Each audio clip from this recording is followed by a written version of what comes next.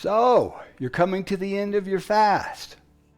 You're on the last day of your fast. Congratulations. I'm going to talk to you about how to correctly end a biblical fast. I'm Pastor Steve. Our church is La Viña de Gracia in La Caleta, Colombia, just outside the capital city of Bogota in Colombia. So how to correctly end a biblical fast. You've been following with us, and we're coming to the end of our 40-day declared time of prayer and fasting. Our campaign is called Declaring War in the Heavenlies and Victory on the Earth. And we are ending our biblical fast in the next few days. So you've been following with us. Let me give you some practical tips that I have learned over the years.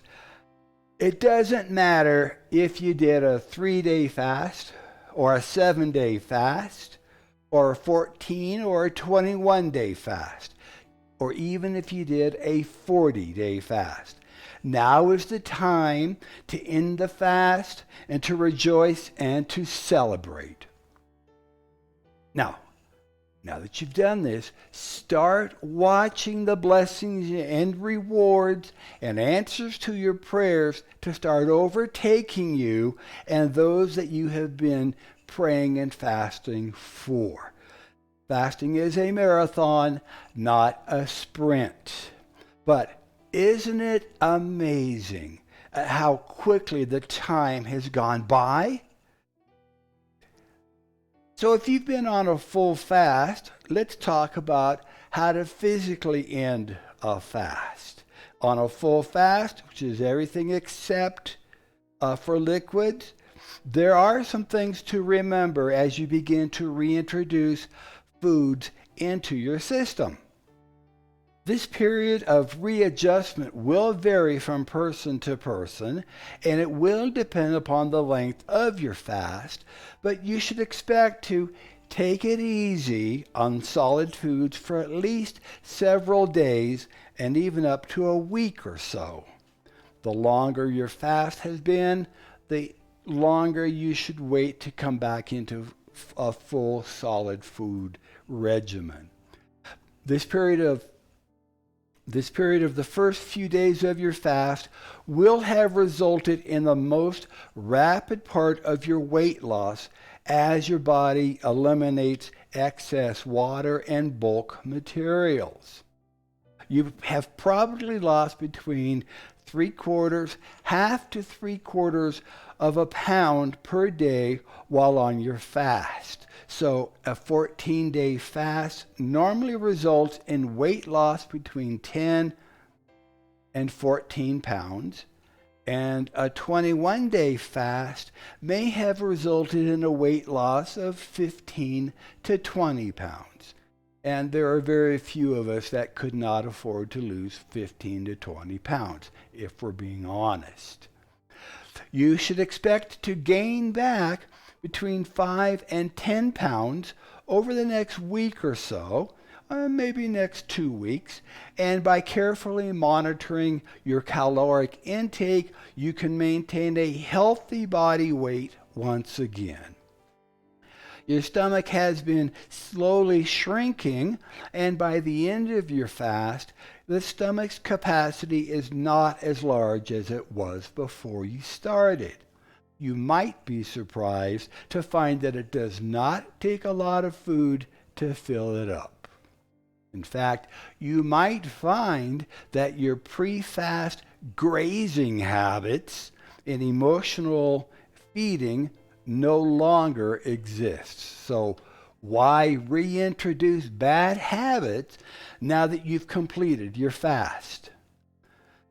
The organs in your body that are usually involved in processing and digesting the food have taken a rest and will wake up gradually as you begin to eat solid foods once again.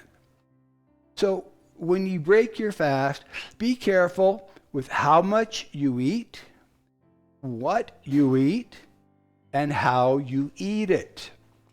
Give your stomach and organs time to return to normal size and to wake up fully. Now, when breaking a fast, now is the time to really change your pre-fast normal types of food, and you should consider eating healthier. I will usually start off with fruits and juices, preferably fresh squeezed. And just remember that for the first 24 to 48 hours, you might experience a bit of diarrhea, and the juices will pass through your system quickly at first. Be prepared and plan ahead. This is another excellent reason not to splurge and start eating solid foods right away. Try drinking the juices and eating the fruits and vegetables every 3 to 4 hours, which allows your system to readjust more easily. Yogurt can be introduced fairly early on after breaking your fast. Fresh soups are also very easy on the body, and after a few days, you might want to include some starches such as bread, potatoes, or rice, but it is best not to add too much sugar at this point. Eat slowly. Chew your food thoroughly. Chew your food well so that it is introduced to your stomach in a liquid form. As you feel full, stop eating. And as tempting as it might be, do not break your fast with highly processed foods such as McDonald's French fries or hamburgers. Now, if you had been fasting for a longer period of time, the food will not taste the same as you remembered.